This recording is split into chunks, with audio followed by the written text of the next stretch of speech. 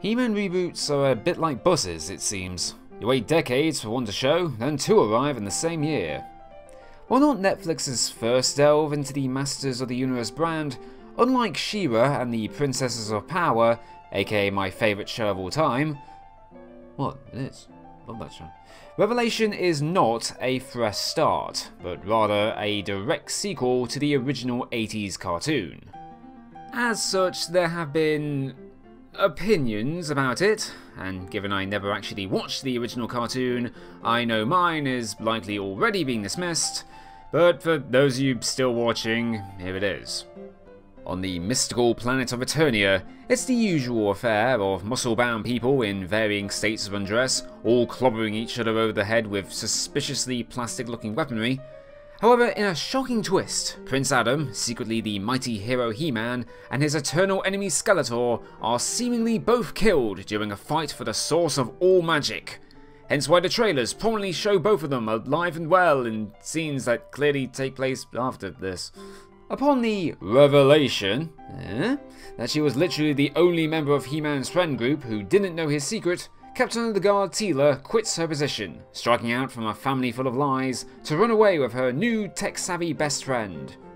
This story sounds oddly familiar, but after a time skip of indeterminate years, she is called upon by a group of both former allies and enemies to help restore magic to the world, taking them on an epic quest that transcends the mortal plane and far beyond. If you can't tell from my terrible synopsis, the story is kind of loaded. This is not a newcomer-friendly series. With the sheer amount of deep-cut lore, in-jokes and references, they were clearly aiming for a very niche audience. And since the only reference I got was the one to Wonder Bread He-Man over here, I'm evidently not part of it. But while that does make getting invested in the fate of this world a little tricky, the strong character dynamics do make up for it.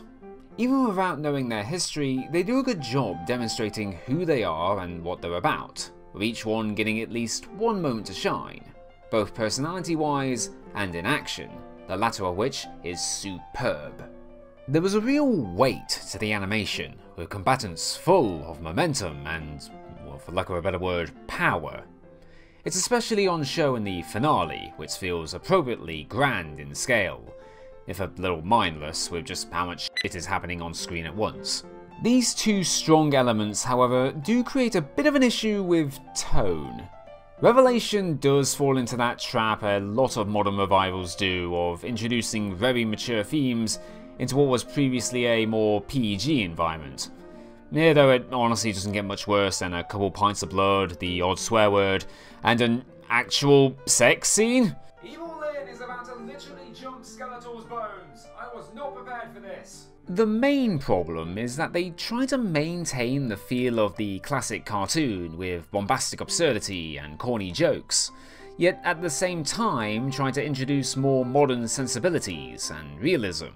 Sometimes this works, characters are more self-aware, actions feel like they have a lot more consequence to them, but other times you'll have them fleshing out the villains beyond the basic evil for evil's sake archetypes, while still having them commit the same overblown evil for evil's sake's crimes, which in comparison to their growth and developments are often conveniently glossed over.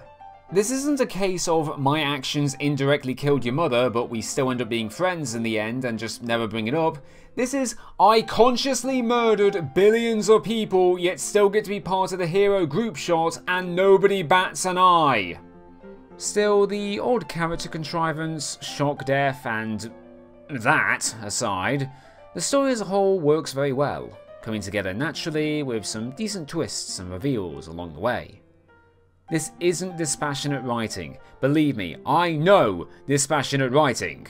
This wasn't made by a boardroom of executives, it was made by human beings, genuinely excited to do something special with this IP. If you are a fan, you should at the very least give it a chance.